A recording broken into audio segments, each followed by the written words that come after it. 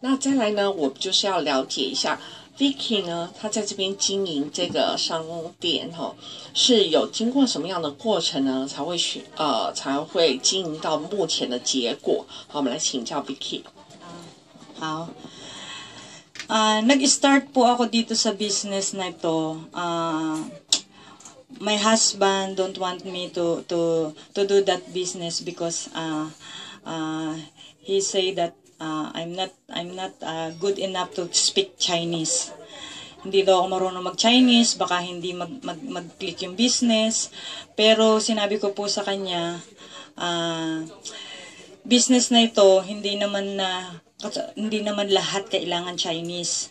Hanto Philippine din soy, wo po jiao qiantan na. At sinabi ko rin po sa kanya na siyempre kung hindi ko susubukan yung isang bagay, paano ko mapapatunayan. At ito po, nag-start lang po ako totally. Sa una mahirap dahil maliit lang po yung puhunan, 150,000 pinautang niya po ako. Wo xian san che wo qian. So, wo koi say nang nagakay nagatien na.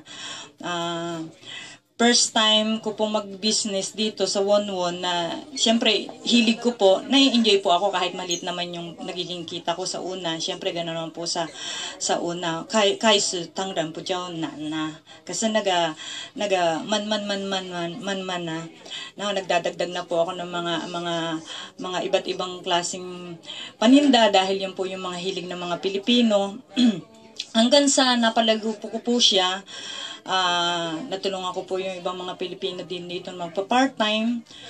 Naga Philippine din siwan naga part-time so wo pangtamen sa mo maya sa iwamin maya.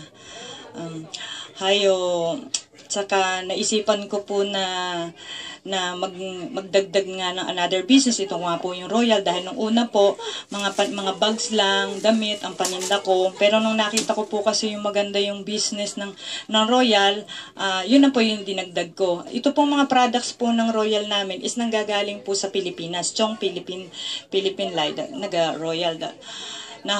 Meron din po kaming office sa likod sa Wonwon building na talagang branch ng Royal na nanggagaling po sa kanila po yung mga products namin na siyempre po mainam na rin po yung legal.